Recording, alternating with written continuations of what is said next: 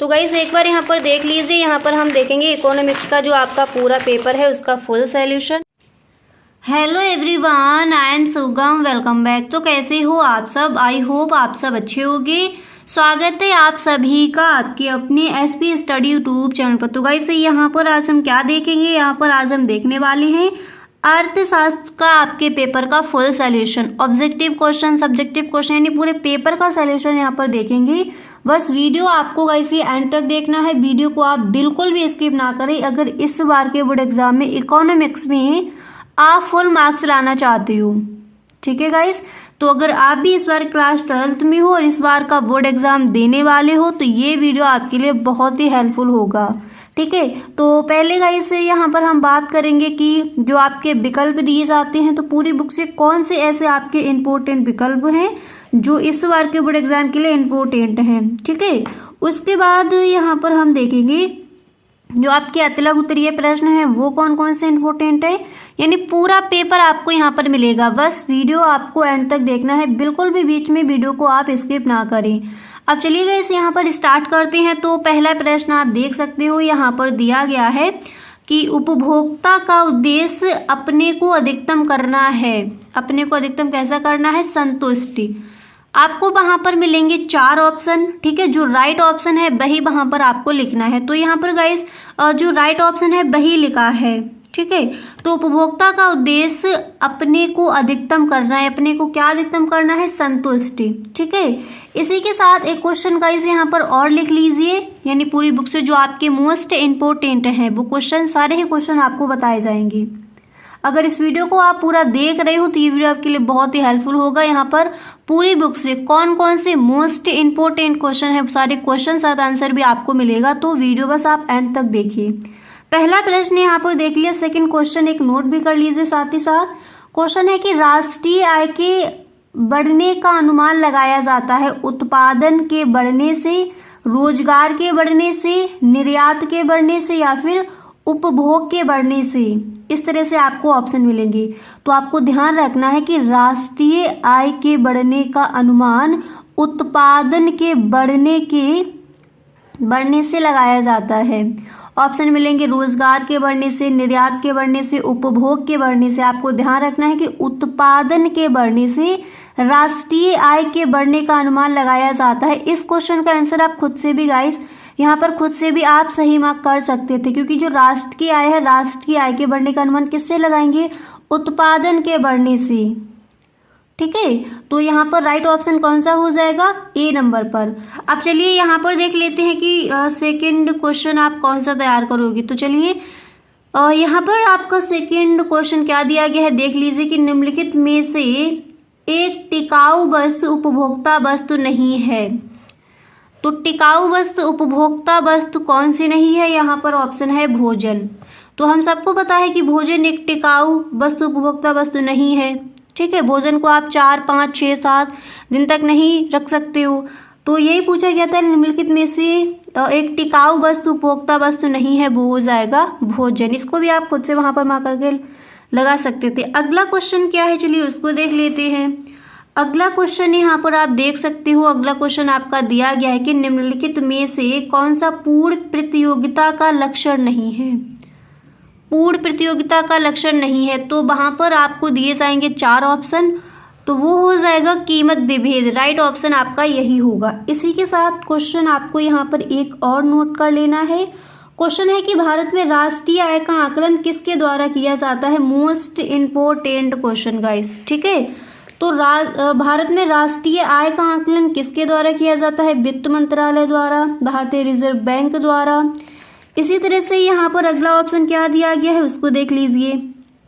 अगला ऑप्शन है कि राष्ट्रीय प्रतिदर्श सर्वेक्षण संगठन द्वारा, और नेक्स्ट है केंद्रीय सांख्यिकीय संगठन द्वारा। तो ध्यान रखना कि भारत में राष्ट्रीय आय का आकलन किसके द्वारा किया जाता है? तो भारत में राष्ट्रीय आय का आकलन किया जाता है केंद्रीय सांख्यिकीय संगठन द्वारा, ठीक है। यानी डी नंबर पर जो आपको ऑप्शन अभी बोला वही ऑप्शन आपका हो जाएगा राइट ऑप्शन। चलिए यहाँ पर देख लेते हैं अगला क्वेश्चन।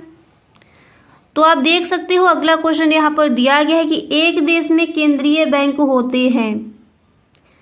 एक देश में केंद्रीय बैंक कितने होते हैं? एक।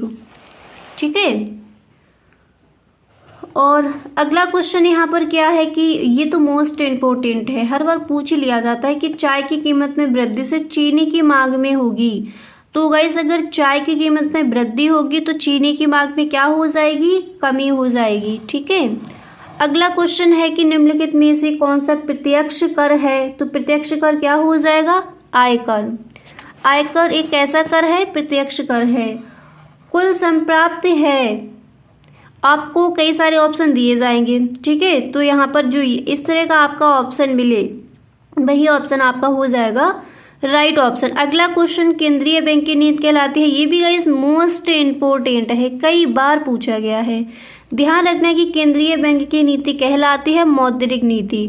अब चलिए गाइस देख लेते हैं इसके आगे का पेपर क्या है। ठीक है।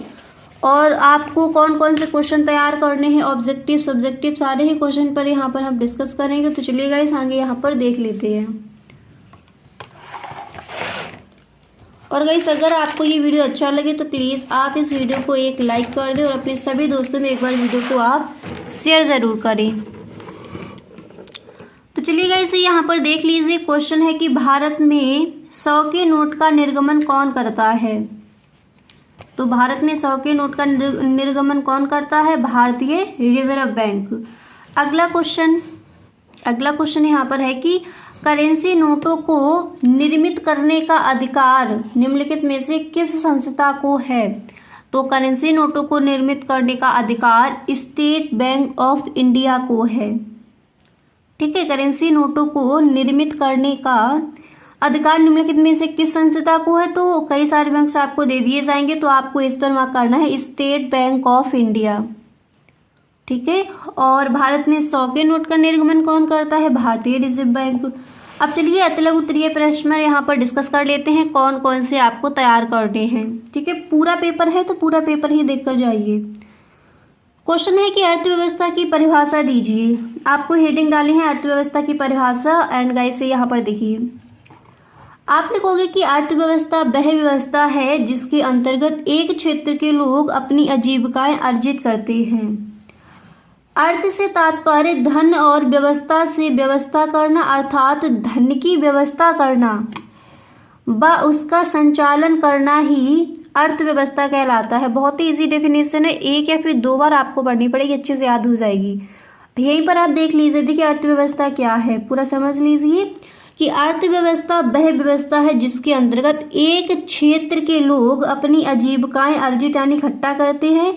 अर्थ से तात्पर्य धन, अर्थ से तात्पर्य क्या हो जाएगा, धन, और व्यवस्था से व्यवस्था करना। ठीक है। अर्थात धन की व्यवस्था करना व उसका संचालन करना ही अर्थव्यवस्था कहलाता है। क्लियर। अगला क्वेश्चन देख लेते हैं। अगला क्वेश्चन यहाँ पर है कि उत्पादन की स्थिर लागत से क्या तात्पर्य है। ठीक है। तो उत्पादन की स्थिर लागत से क्या तात्पर्य है, आप यहाँ पर लिखोगे उत्पादन की स्थिर लागत। आपको इस तरह से हेडिंग डालनी है एंड इसके बाद यहाँ पर आपको गाइस इस तरह से लिखना है कि स्थिर लागत वह लागत है जिसकी सभी राशि अल्पकाल में उत्पादन की मात्रा में वृद्धि में परिवर्तन होने पर पूर्णतः अपरिवर्तित रहती है, उत्पादन की स्थिर लागत कहलाती है। अब यहाँ पर इसका आप स्क्रीनशॉट ले लीजिए, जो भी क्वेश्चन है साथ ही साथ स्क्रीनशॉट लेते चलिए, बाद में आपको लिख लेनी है। अगला क्वेश्चन, बाजार का अर्थ लिखिए, मोस्ट इम्पोर्टेंट है क्वेश्चन। ठीक है। बाजार का अर्थ क्या है, आप लिखोगे गाइस बाजार शब्द से तात्पर्य किसी विशेष स्थान से लगाया जाता है जहां वस्तुओं के क्रेता व विक्रेता एक भारी मात्रा में एकत्रित वस्तुओं का क्रय विक्रय करते हैं। ठीक है। अब चलिए इसके आगे आपको क्या लिखना है तो उसको भी देख लीजिए। यहाँ पर इसके आगे आप इस तरह से लिखोगे, परंतु अर्थव्यवस्था में बाजार शब्द से तात्पर्य व्यापक रूप से है। अर्थशास्त्र में बाजार का अर्थ किसी स्थान विशेष से लगाया जाता है जहाँ क्रेता व विक्रेता एक भारी संख्या में फैलकर वस्तुओं का क्रय विक्रय करते हैं, यानी लेते हैं, खरीदते हैं और बेचते हैं, क्रय विक्रय करते हैं तथा उनके बीच पूर्ण रूप से स्वतंत्रता पाई जाती है, बाजार कहलाते हैं या फिर बाजार कहलाता है। तो आई होप गाइस आपको समझ आ गया होगा कि बाजार क्या है। ठीक है। अगला क्वेश्चन नेक्स्ट यहाँ पर देख लीजिए, सारे क्वेश्चन आपको एक एक दो दो बार पढ़ने हैं, याद हो जाएंगे। और गाइस इन्हीं क्वेश्चंस को आपको लिख कर देखना है, उसके बाद आप बोर्ड एग्जाम देने जाओगी। ठीक है, पेपर 2-3 पेपर आपको हल कर लेने हैं घर पर ही पहले। जिस तरह से आप वहाँ पर करोगे उतना ही टाइम लगाकर आपको हल करनी है, उसके बाद ही आप बोर्ड एग्जाम देने जाओगी, तो वहाँ पर अच्छे से आप क्वेश्चन के आंसर लिख पाओगे। अगला क्वेश्चन है कि मांग का नियम क्या है। ठीक है, आप हेडिंग डालोगी मांग का नियम, इसके बाद यहाँ पर आपको लिखना है कि मांग के नियम के अंतर्गत यह आता है कि जब बाजार में वस्तु की कीमत बढ़ जाती है तो वस्तु की मांग घट जाती है, यानी चीज़ें जब ज़्यादा महंगी हो जाती है तो हम उनको कम खरीदते हैं। ठीक है, तो जब बाजार में वस्तु की कीमत बढ़ जाएगी तो वस्तु की मांग कैसे हो जाएगी, कम हो जाएगी। इसके विपरीत जब वस्तु की कीमत घट जाती है, यानी जब चीज़ें सस्ती मिलती हैं तो वस्तु की मांग में वृद्धि होगी, तो हम ज़्यादा खरीदते हैं, अर्थात वस्तु की मांग बढ़ जाती है, यही मांग का नियम है। ठीक है, तो मांग का नियम क्या है, आई होप आपको क्लियर हो गया होगा। मांग के नियम के अंतर्गत यह आता है कि जब बाजार में वस्तु की कीमत बढ़ जाती है तो वस्तु की मांग कैसे हो जाएगी, कम हो जाएगी, हम सबको पता है। और जब वस्तु की कीमत घट जाती है तो वस्तु की मांग में वृद्धि होती है, अर्थात वस्तु की मांग बढ़ जाती है, यही मांग का नियम है। आई होप आपको याद हो गया होगा मांग का नियम क्या है। ठीक है, अगला क्वेश्चन देखते हैं, बेरोजगारी की दर की परिभाषा दीजिए। तो हेडिंग पहले डालोगे बेरोजगारी दर की परिभाषा, हेडिंग डालने के बाद आप लिखोगे बेरोजगारी की दर की परिभाषा निम्नलिखित है, जो इस प्रकार है। जब किसी व्यक्ति को कुशल, योग्यता व इच्छुक होने के बावजूद रोजगार नहीं मिलता तो वह व्यक्ति बेरोजगारी की दर के अंतर्गत आता है। ठीक है, उसी को हम कहते हैं बेरोजगार। बेरोजगारी की दर की परिभाषा क्या है आपने समझ ली। अब चलिए यहाँ पर अगला क्वेश्चन देख लेते हैं। तो नेक्स्ट क्वेश्चन यहाँ पर दिया गया है, वैयक्तिक आय की परिभाषा दीजिए। तो यहाँ पर देखिए आप इस तरह से लिखोगे, वैयक्तिक आय की परिभाषा आप लिखोगे, वैयक्तिक आय वह आय है जिसमें एक देश में एक अवधि में व्यक्तियों व परिवारों के द्वारा वास्तविक रूप से आय प्राप्त की जाती है। वैयक्तिक आय या वैयक्तिक आय कहलाती है। ठीक है, डबल तरह से लिखा है यहाँ पर देख सकते हो आप, तो इस तरह से वहाँ पर आपको लिखना है। अब अगर इन क्वेश्चंस के आंसर के आपको स्क्रीनशॉट लेनी है तो आप ले लीजिए। ठीक है, अब चलिए गाइस आगे देख लेते हैं कौन कौन से आपके क्वेश्चन हैं जो इम्पोर्टेंट हैं।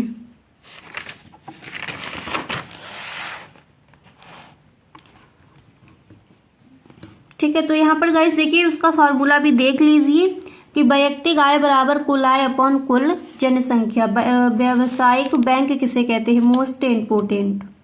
ठीक है, व्यावसायिक बैंक क्या है, आप हेडिंग डालोगे व्यावसायिक बैंक, इसमें आप लिखोगे कि व्यावसायिक बैंक वह संस्था है जो लोगों के लिए लाभ कमाने के उद्देश्य से लोगों की जमाएं स्वीकार कर उन्हें उनके बदले में निवेश देती है, तथा व्यावसायिक बैंक मुद्रा व साख का व्यापार करती है, व्यावसायिक बैंक कहलाती है।